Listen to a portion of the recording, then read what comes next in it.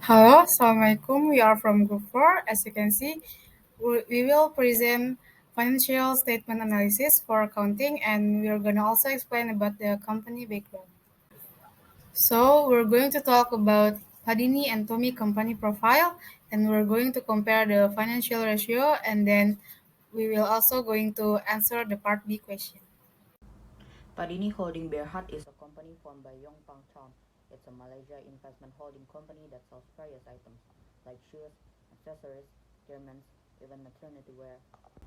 Padini entered the retail industry in 1975. Before that, they were a garment manufacturer. With 9 labels, Padini has 140 stores in all over Malaysia and even overseas. Finky, Mickey, Sid, and Padini Authentic are the most prominent brand of Padini. Finky is known as a footwear brand, although they also sell watches, sunglasses, bags, and beads accessories. Mickey are designed for toddlers and for maternity. Sid focus on urban office wear, and lastly but not least, Padini Authentic that focus on quality casual wear, targeting the teenager segment in the market. And lastly, the annual sales turnover for the year 2020 is 1.355 billion.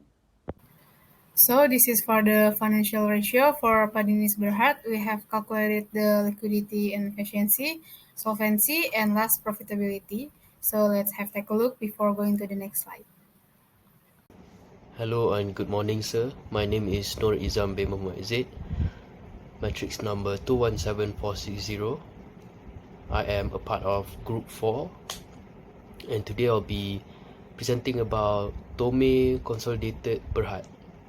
Alright, this company is a leading integrated jewelry manufacturer and also a retailer of gold and jewelry. It is founded in 1968 by Tan Sri Datuk Dr. Ng Tek Fong. Tomei Consolidated Berhad has a rich history of innovation and customer satisfaction. The business activities is a Malaysian-based investment holding company, including manufacturing and wholesales and retail. Tomei began in the refinery industry and later expanded its operations to include manufacturing, wholesale, and also exporting. In 1973, the company made history by becoming the first jeweler to venture into retail, opening its first outlet in Campbell Shopping Complex in Malaysia. This milestone marked the first time a jeweler had opened a retail outlet in the country, as the brand has received a lot of recognition. For instance, they received the winner of Golden Bull Award in 2003 and also a World Diamond Mark in 2016. That is a very high award to achieve. Not to mention, there are many more that can't be fit in this slide. Through their commitment to excellence and focus on the customer needs, they have established the entity as a trusted partner to businesses and individuals alike. Hence, it is understandable why they gained many astounding awards. Last but not least, these are the Tomei board members. These are the ratio analysis for Tomei Consolidated Berhad that we have calculated, and some of them are extracted from their financial statement of the year of 2020.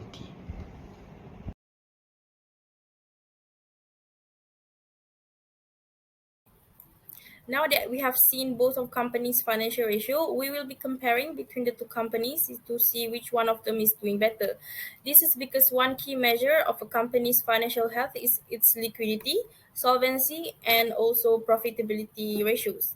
So first, for liquidity, we are comparing the current ratio. Padini has a current ratio of 4.0, which means that it has 4 times as many current assets as it has current liabilities. This indicates that the company has a strong ability to pay its short-term obligations. Meanwhile, the Tomei only has current ratio of 2.01, which may indicate a slightly weaker ability to pay its short-term obligation. Let's take a look at their debt to equity ratio that measures the proportion of a company's debt compared to its equity. Padini has a zero point 0.8 while Tommy has a 0.92.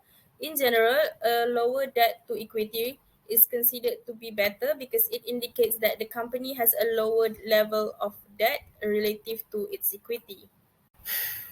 And last but not least, let's compare the profitability of both companies. The return on assets (ROA) is financial ratio that measures the company's profitability in relation to its total assets. It is calculated by dividing the company's net income by its total assets. Padini has ROA of 6.38%, which means that every $1 of assets that the company owns, it generates 6.38 cents of net income. Tomei has ROA of 6.7%, which means that for every $1 of assets that the company owns, it generates 6.70 cents of net income.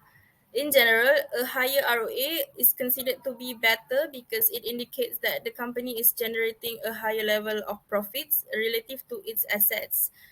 But in this case, both Padini and Tomei have relatively high ROAs, which may indicate that they are both a profitable companies. Although there are other factors to consider, such as the company's growth prospect and the level of risk involved in its operation, when evaluating the financial performance of a company, it still appears that Kapadini is a stronger financial position than Tomei. So, in conclusion, we can conclude that Padini is doing better than Tomei. Now that we have come to a conclusion that Padini is doing better than Tomei, we are going to part B, which is the importance of having accounting knowledge among managers in a business. Frankly, there are a lot of importance if we need to list, but here are some of them. First, in order to effectively allocate resources and make informed financial decisions, managers must possess an understanding of financial principles and be able to create budgets and forecast future financial performance through financial planning and budgeting. Secondly, using counting data, managers can evaluate the financial performance of the business and identify areas of improvement. Lastly, managers need to know accounting so that they can make decisions. Thank you.